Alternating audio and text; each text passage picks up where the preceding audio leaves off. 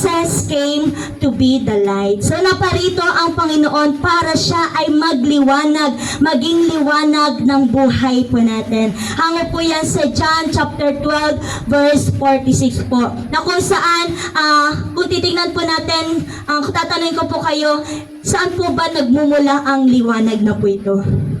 Di ba minsan ang akala po natin sa araw, di ba po? Dahil ito yung araw nito, kung mapapag-aralan natin, malayo ito talaga nagbibigay liwanag at mainit. Lalo na po sa oras na ito, mainit po ngayon. Nakita po natin kung gaano po yung nasasakupan nitong araw na ito. Amen. Kung paano niya naliliwanagan yung mundo po natin. But it is not the light. Hindi po ito yung totoong liwanag ng mundo po natin. Yun po ang liwanag po natin, walang iba kundi ang ating Panginoong Hesukristo. Light of the world is the Son of God. Walang ibang liwanag ng buhay po natin, ng mundong ito, walang iba kundi ang ating Panginoong Hesukristo, the Son of God, no other than but only Jesus Christ. Sapagkat ang ating Panginoon, He created the Son na which is S-U-N, di ba po? Create yon ng ating amang nasa langit in creation. Amen? Kasi sabi po doon sa Genesis, let there be light. Magkaroon ng liwanag. So, create lang po siya ng ating Panginoon. Pero, Jesus boldly declared that I am the light of the world. He is ang anak ng Diyos, the Son, S-O-N naman po. Huwag po tayo magkakamali doon. Hindi po yung sun na araw, ang liwanag ng sanlibutan, kundi yung sun, which is the Son of God, yung anak ng Diyos, ang liwanag ng sanlibutan. Amen? Kasi bakit po magkaroon ng liwanag? Sabi po dito, God created the light dahil ang mundo po natin, itong lupa po ito, walang hugis, walang anyo, at alam niyo po, dilim ang nababalot po dito nung time na po yun. Dahil nalungkot ang Panginoon, dahil puro dilim lang, napakapangit ng hugis, ng anyo. Kaya ang unang-unang ginawa niya, let there be light. Magkaroon ng liwanag. Amen? Yun ang unang-unang create ng Lord para tayo ay maliwanagan din po sa buhay po natin ito. Kaya sabi ng Lord, I am the light of the world. It was the statement about His glory.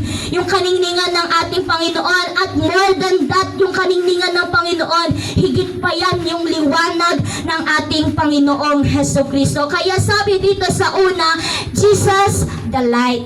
God Himself is described as light. Sabi po sa Psalm 104 verse 2, sabi po dito na bat ikaw o Diyos ng maningning na liwanag, kalangitay parang tolda na kamay mo ang naglaladlad. Dito po, Jesus is the light, hindi katulad ng ito po, ng light bulb na ito.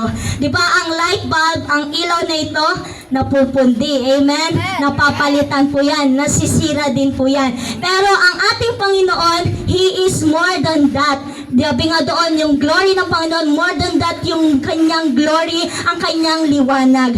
Ang ata ako, kaya ang sunpel ko, di ba po, nagbibigay liwanag din po yan, pero nagba-brown out naman po, nagkukulang pa rin ng supply. Kaya hindi po yan ang light of the world. Walang iba kundi ang ating Panginoong Hesukristo. For example po, kung kilala niyo po si Moises, sabi niya sa ating kay Yahweh, sabi niya, gusto kitang makita, Panginoon. Pero hindi po inalaw ito ng Panginoon, kundi ang ipinakita niya lang yung likod ng Diyos. Kasi kapag nakita mo ang kaningningan ng Panginoong Jesus o ng ating amang nasa langit, sabi po doon, mamamatay po tayo. Hindi natin ma-adapt talaga yung liwanag talaga ng ating amang nasa langit. So His face was like a sun shining in all its brilliance. Kung baga sabi sa Revelation chapter 1 verse 16, ang kanyang mukha ay nakasisilaw na tulad ng araw sa katanghalian. Tignan mo ngayon katabi mo kung nagniningning ba yan, kung nagliliwanag ba yan. Tanghali pa lang po, amen. Kaya makikita mo pa yung mga mukha ng mga katabi mo na kung nagliliwanag yan. Pero di ba minsan sa mga tao, paano paano ba natin madidistinguish kung nagliliwanag ang kanyang mukha? Di ba kapag siya ay masaya, amen? Kapag siya ay punong-puno ng pag-asa, at higit sa lahat kapag siya ay mayroong Kristo sa buhay niya. Pero makikita mong madilim ang mukha ng tao kapag anin po? Pag walang pera, kapag may problema, amen? Di ba makikita mo madilim ang kanyang mukha kapag galit, amen po? Pero bilang tayo mga anak ng Diyos, syempre mga naliwanagan, we receive Christ Jesus as the light of the world. Kailangan maningning yan yung mga katabi po ninyo. Nagniningning po ba yan? Yan, kahit natanghaling tapat makikita po natin kung yan ba ay nagliliwanag sa ating Panginoong Jesucristo. At sabi naman po ng kanyang salita, di ba?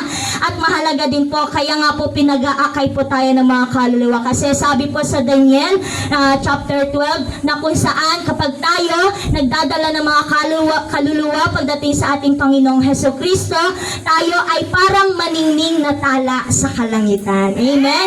Hindi po yung bituing walang ningning po Hindi po yon. Kung sa mundo bituing walang ningning, pero tayo, mga anak ng Diyos, kumikilala sa Panginoon, kailangan nagniningning po tayo. Amen? Kaya nga sabi dito, nababatbat ikaw o Diyos, nang maningning na liwanag, kalangitay parang tolda na kamay mo ang naglaladlad. Kumbaga, itong liwanag na ito, it represent, kumbaga, ipinapakita sa atin yung holiness ng Lord, yung purity ng Lord, yung kabanalan ng Panginoon, at higit sa lahat, yung perfection ng ating Panginoon. He was perfect, kaya nga, He is the light of the world. Kaya nga, Jesus' life was about bringing life to people. Kaya nga, ang Panginoon, nagbibigay buhay po yan sa ating lahat. Ang liwanag, nagbibigay pag-asa po yan. Higit ang ating Panginoon because He is the light of the world. He give us hope. Amen? To people, sa ating lahat, nagbibigay buhay. Kaya nga sabi sa John chapter 1 verse 4, mula sa Kanya ang buhay at ang buhay ay siyang ilaw ng sangkatauhan. Mula sa Panginoon ang buhay, itong bawat buhay po natin, mula po yan sa ating Panginoong Jesucristo because He brought life para sa ating lahat. Amen? Kumbaga ang Diyos ito, binigyan niya tayo ng pag-asa. Binigyan niya tayo ng restoration. Itong buhay po natin ito. Binigyan niya tayo ng restoration sa mga nawawalan ng pag-asa. Sa lahat ng mga broken na binibigyan po tayo ng restoration ng ating Panginoong Jesucristo. At higit sa lahat, He came, ang ating Panginoon, sa buhay po natin ito para tayo ay palayain sa anumang kumukulong sa buhay po natin ito. Ano po ba yung kumukulong sa buhay po natin ito?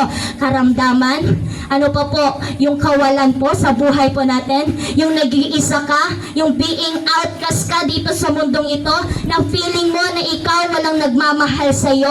Pinalaya po tayo ng ating Panginoon po dyan. Kaya nga, He came as the light of the world. Tayo ay higit sa lahat na pinalaya ng Panginoon doon sa kamatayan. Amen. Yung kamatayan na yon na dapat ang buhay natin ay patungo sa impyerno, pero gumawa ang paraan ng Panginoong Jesucristo. Inalay niya ang kanyang buhay para tayo ay magkaroon ng buhay na walang hanggan. Kaya pinalaya tayo ng Panginoon sa ating mga kasalanan. Pinatawad tayo ng ating Panginoong Jesucristo dahil ang Diyos ito nagbigay ng buhay para sa ating lahat. Siya ay nagpapako sa krus para akuin ating mga kasalanan at para tayong lahat ay magkaroon ng buhay na walang hanggan. Sabi nga, ang sino man sumampalataya sa Kanya ay hindi mapapahamak kundi magkakaroon ng buhay na walang hanggan. Amen. Kaya sabi sa Mark chapter 10 verse 45, sapagkat ang anak ng tao ay naparito hindi upang paglingkuran kundi maglingkod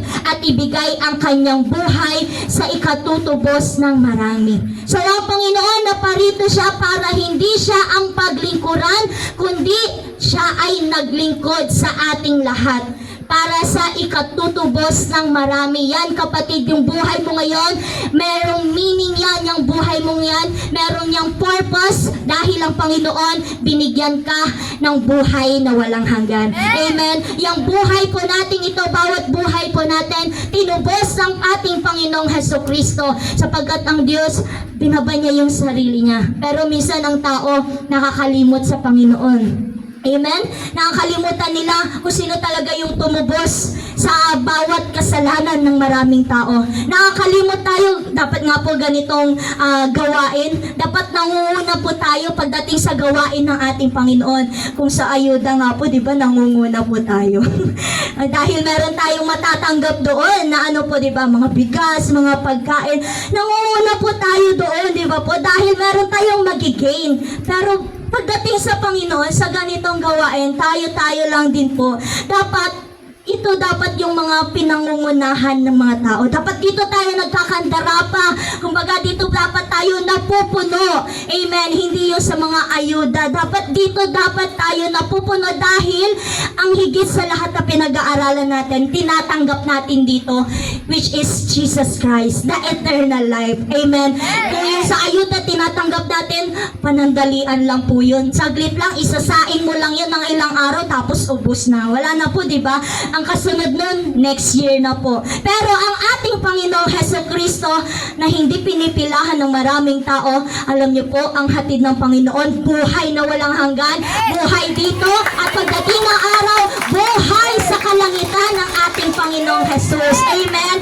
At yun lang po nakakalungkot, di ba? Marami sa mga tao, hindi nakita yung pagpapagal ng ating Panginoon. Hindi nakita yung binigay ng Panginoon sa bawat isa sa atin. Kaya, kailangan si Jesus ang maging liwanag ng buhay mo. Kaya sabihin mo sa katabi mo, si Jesucristo ang maging liwanag ng buhay mo. Si Jesucristo ang maging liwanag ng buhay mo. Ayan, maging liwanag natin ang ating Panginoong Jesucristo. Hindi ang Meralco, hindi ang Centelco, hindi ang ilaw na yan, hindi itong araw na ito, kundi walang iba, kundi si Jesucristo. Amen? Lalo na nagpa-brown out pa ngayon, di ba po?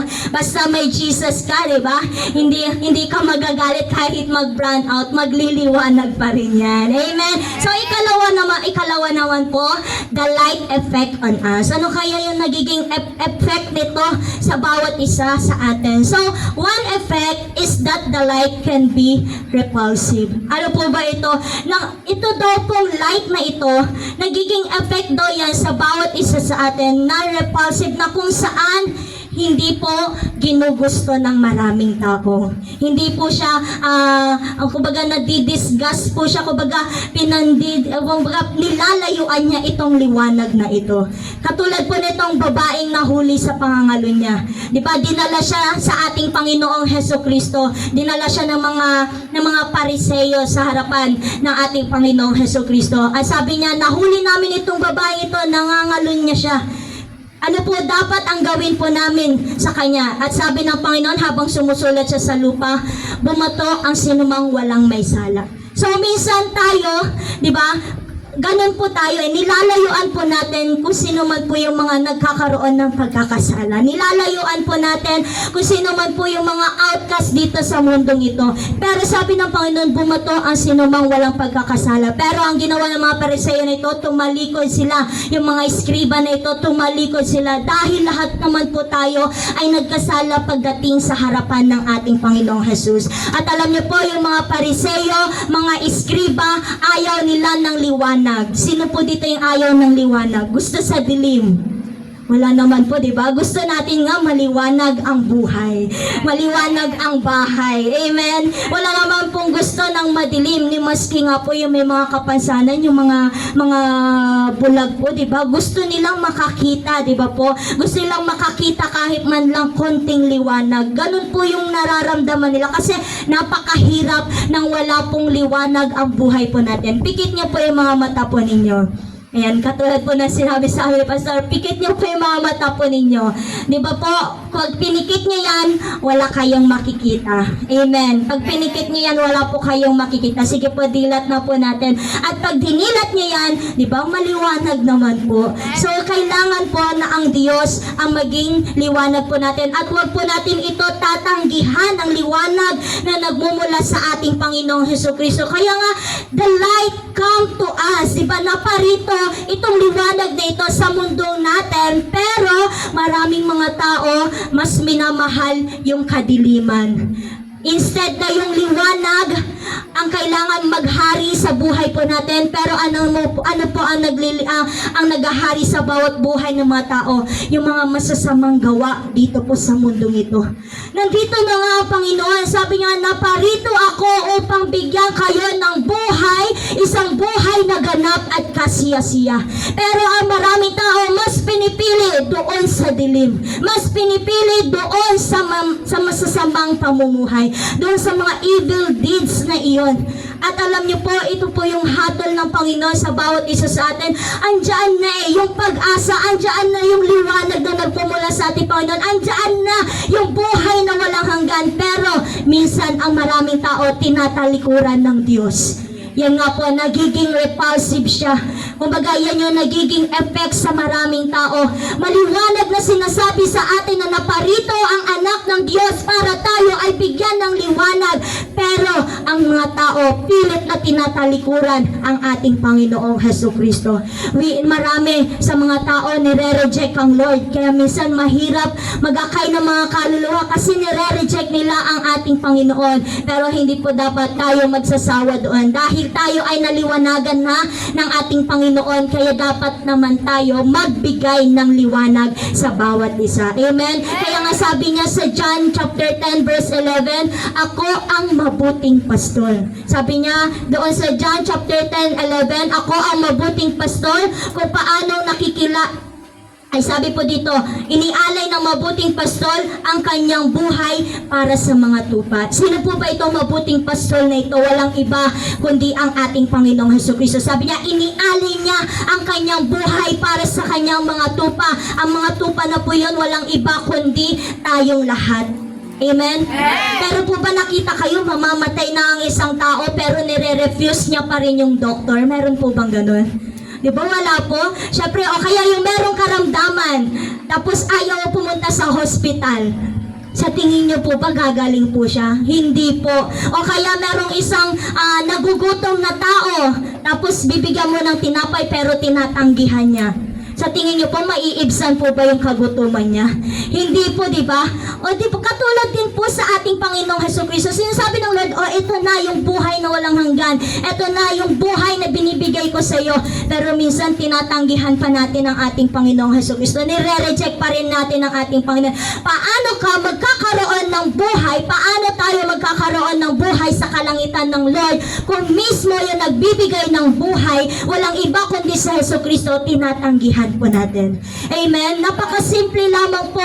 Once we receive Christ Jesus, meron po tayong buhay na walang hanggan. Yet, the light was and is rejected by many. So, marami talaga nagre-reject sa ating Panginoong Hesukristo. Marami talaga ayaw pang talikuran yung pamumuhay nila pagdating sa kasalanan. So, tayo po, how about you? Tayo po bilang mga tinawag ng ating Panginoong Hesukristo, does the call of Jesus and the truth of His word repulse you? Kayo po ba, tatanggihan niyo po ba yung ino-offer ng Lord sa bawat isa sa inyo? Di ba po? Hindi na. Kasi andun na binigay na ng Lord, tatanggihan mo pa. For example, sinabi ng Panginoon, ngayon ding oras na ito, isasama kita sa kalangitan ko, tatanggihan mo po ba yun? Hindi na po, di ba po? Siyempre, tiyak na yun Eternal life na yun buhay na walang hanggan na yun. Kaya mga kapatid, wag po natin i-reject ang ating Panginoong Hesukristo. Sapagkat light reveals the truth. Itong liwanag na ito, pinapakita niya sa atin yung katotohanan. Kapag maliwanag, di ba nakikita natin yung bawat isa. Yan, nakikita ko po yung mga mukha po ninyo.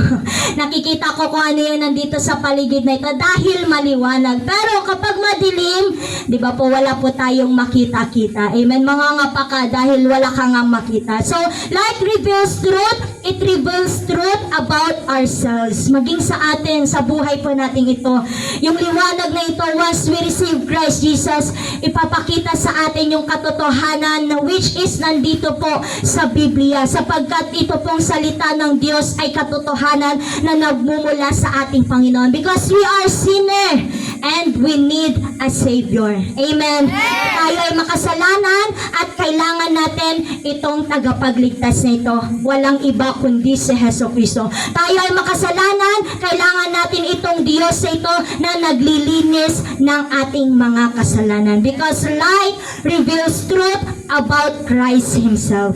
Itong Diyos na ito, di ba, itong liwanag na ito, pinapakita niya sa atin yung katotohanan about Christ Jesus. So we must accept the truth and the truth will set us free. Amen. Kapag po ba may nagsabi po sa inyo dahil meron kayong masamang ginagawa tapos sinabihan po kayo, ano po ba yung magiging response po natin? Di ba minsan, hindi naman ako ganun. Di ba po?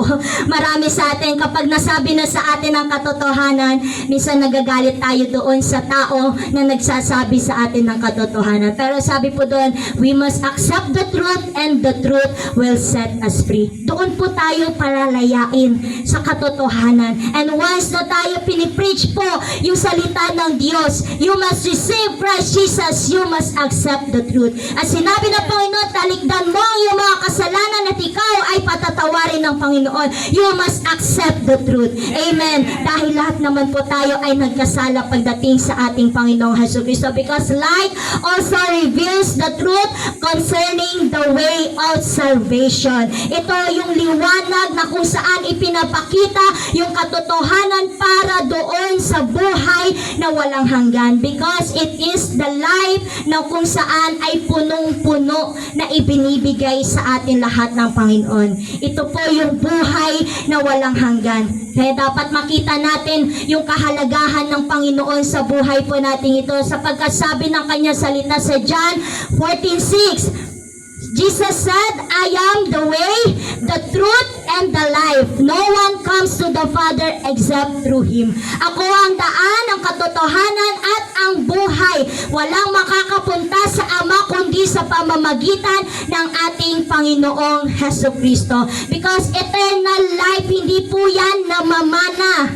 Dahil lang yung nanay mo, yung tatay mo, Kristiyano na dati by birth, hindi po namamana itong eternal life na ito. Itong eternal life na ito by receiving Jesus in our life. Amen. Ito pong eternal life na ito, pagtanggap po natin sa ating Panginoon. Kumbaga kung saan nagtitiwala ka sa Panginoon, na ginawa niya yung pagpapapako niya sa krus para tayo ay tubusin sa ating mga kasalanan, naniniwala ka na itong ating Panginoon, binigyan niya tayo ng isang patnubay para tayo i-guide, para tayo i-empower sa ating mga espiritu, na kung saan sinasabi sa John chapter 1 verse 12, ang sinumang tumanggap at nanalig sa ating Panginoong Hesus Kristo ay binigyan niya ng karapatang maging anak ng Diyos. Kaya buksan po natin ang ating mga puso para tanggapin ng Diyos na ito.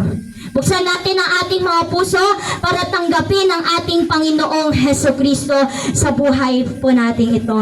Dahil itong liwanag na ito, it causes growth. Ito po yung nagpapalago po sa ating lahat. Kapag tinanggap natin yung truth at yung presence of Jesus, tayo po ay lalago sa pananampalataya natin sa ating Panginoon.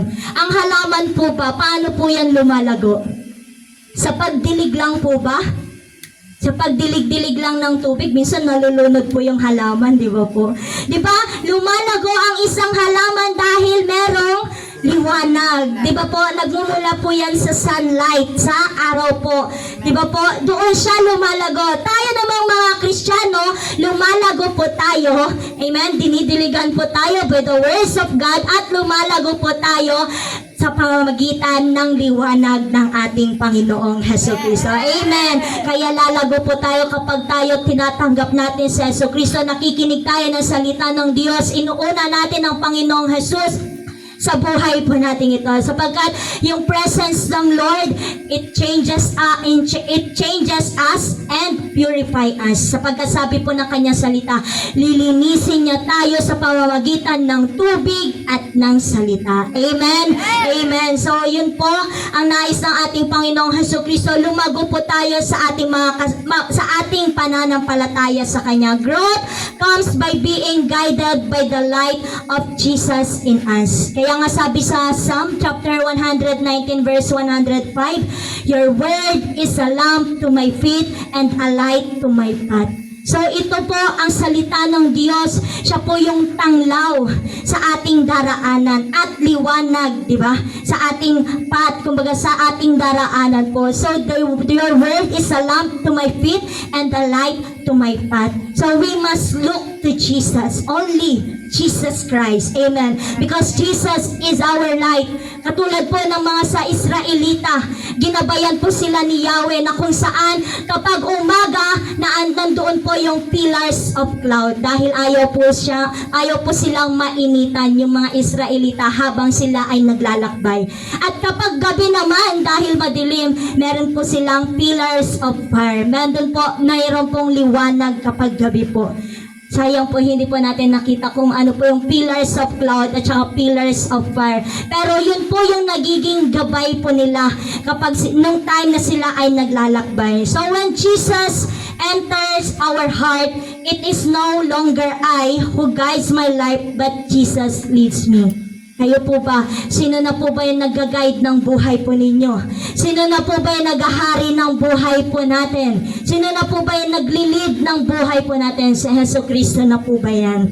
So, papasukin po natin ang ating Panginoon. At lastly, tatlo naman po, our response to the light. Ano yung magiging response natin sa liwanag ng ating Panginoon? Once we believe and understand Jesus as the light of the world, the light in us calls forth a certain response for us. Kumbaga, nandoon na dapat yung pagsunod natin sa ating Panginoon at nandoon na dapat yung nagliliwanag na po tayo. Hindi po natin tinatago si Jesucristo.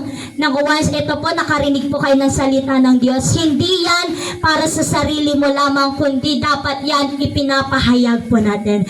You are a light, di ba? Liwanag ka na Liwanag ka na ni Kristo. Dahil tinanggap mo na si Kristo, dapat ikaw ay nagliliwanag ka na din. Nakikita na sa atin yung kabanalan ng Panginoon, nakikita na sa atin yung tagang Christ-like katulad ng ating Panginoong Jesucristo. Kaya dapat nagliliwanag na rin po tayo. Amazingly, Jesus shine through us to the world. Diba? Ang Panginoon talagang lahat sinakop niya itong buong mundong ito dahil sa ginawa ng ating Panginoon. Nagliwanag talaga po siya. Amen. Kaya nga inabot po tayo ng Panginoon dahil sa liwanag ng Diyos ito. Hindi lang po na sinasabi ng Panginoon na I am the light of the world, but to the Christian, kailangan sinasabi sa atin ng ating Panginoon, sabi nga doon sa Mateo chapter 5 verse 14 to 15, na kung saan kailangan natin magliwanag. Kung ang ilaw, saan po ba natin ito pinapatong? Sa ilalim po ba ng lamesa? Hindi po. Dapat na sa ibabaw. Ganon din daw po tayo mga Kristiyano. Kailangan nandoon ka sa ibabaw para makita yung liwanag mo. Kumbaga, pinapakita po natin. Amen? Hindi natin ikinahihiya yan. Kasi once na yung liwanag mo, itinago mo lang sa ilalim ng mesa, hindi po yan makikita. Amen? Amen? At higit sa lahat, di ba, ang ilaw po, kailangan nasa center yan para lahat makita po, di ba? Para lahat po maliwanagan. Pero kapag yung ilaw nasa sulok lang, di ba yung sulok lang po yung naliliwanagan? Amen? So, ganon din po tayo mga kapatid sa ating Panginoon. Kailangan natin magliwanag because the presence of the Lord. Amen? Dahil sa presensya ng ating Panginoong Jesucristo. And we must remember that the light of Jesus shine in us, not some self-created light. Hindi yung kumbaga, kung lumilikha ka ng liwanag mo lang, na kung saan dito sa gawain natin ito nagliliwanag ka, pero pagdating sa bahay mo hindi ka na nagliliwanag. Paano po ba yun? Nandito ka sa church na ito, dito sa gawain natin ito, na kung saan nandoon na talagang feeling mo banal ka na kapag sumasamba ka sa Panginoon. Pero pag uwi mo na ng bahay, nawawala na yung kabanalan. Hindi po ganun po. Nagke-create lang tayo ng sarili nating liwanag. Kailangan ipinapasamuhay po natin itong liwanag na ito. Amen? At higit sa lahat, kailangan po natin ibigay itong liwanag ay ibigay din, kumbaga ihatid din natin itong katotohanan na ito sa mga nabubulagan pa, sa mga hindi pa nakakakilala sa ating Panginoon, sa mga nawawalan pa ng pag-asa at higit sa lahat nakakalimot pagdating sa ating Panginoong Hesukristo. Kaya mga kapatid, we must not ashamed na i-preach natin na we must not ashame Christ Jesus sa buhay po natin ito. Mga kapatid, huwag po natin ikahiya ang Panginoon. Huwag po natin ikahiya na kung saan ipinaranas ng Diyos sa ito yung liwanag niya para sa ating lahat. Huwag po natin ito ikahihiya. Sapagkat sinabi ng kanyang salita, kung dito pa lamang sa lupa, ikinahihiya mo na ako, pagdating ng araw, ikahihiya din kita sa harapan ng ating Amang nasa langit. Ngunit kung ngayon pa lamang dito sa lupa, ipinagmamalaki mo na ako, pagdating ng araw, ipagmamalaki din kita sa harapan ng ating Amang nasa langit. At yun lamang po yung nais ko po na ibahagi sa bawat isa sa atin. Tayo po ay maging liwanag, hindi lamang po sa pamilya po natin, maging sa bawat isa.